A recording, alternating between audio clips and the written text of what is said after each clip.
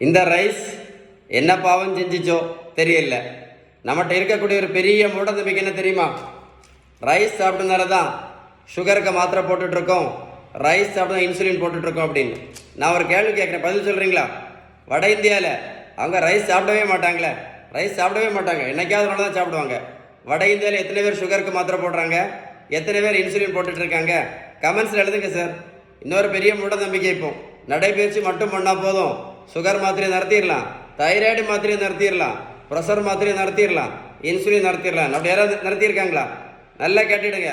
நடைப்பயிற்சி 1 கிலோ நடைப்பயிற்சி பண்ணினா கூட 40லேருந்து 50 கேலரி மட்டும்தான் எரிக்க முடியும்.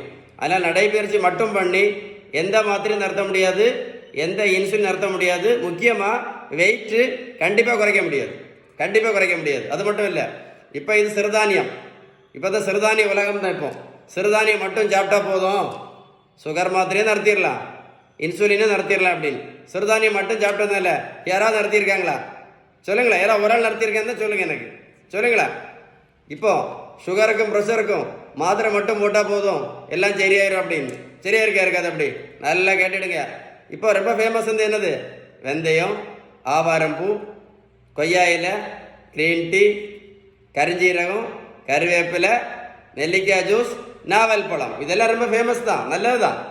நான் என்ன கேட்குறேன்னா, இதெல்லாம் சாப்பிட்டதுனால யாராவது சுகர் மாத்திரை நடத்தியிருக்காங்களா? இல்லை யாராவது பிபி மாத்திரை நடத்தியிருக்காங்களா? இல்லை யாராவது கொலஸ்ட்ரால் மாத்திரை நடத்தியிருக்காங்களா? இல்லை யாராவது இன்சுலின் நடத்தியிருக்காங்களா? சுகருக்கு ஒரே ஒரு சுகர் மாத்திரை சாப்பிட்டுட்டு இருந்த பேஷண்ட் இப்போ சுகருக்கு மட்டும் 3 மாத்திரை சாப்பிட்டுட்டு இருக்காங்களா? சுகருக்கு மாத்திரை மட்டும் சாப்பிட்டுட்டு இருந்த பேஷண்ட்டு இப்போ இன்சுலினும் சேர்ந்து போட்டுட்டு இருக்காங்களா? வெந்தயம், கருவேப்பிலை, கரிஞ்சீரகம், மாங்காய் இலை, கொய்யா இலை, வேற என்ன? சிறுதானியம், நாவல் பழம், கிரீன் டீ, இதெல்லாம் சாப்பிட்ட போகிற கூட.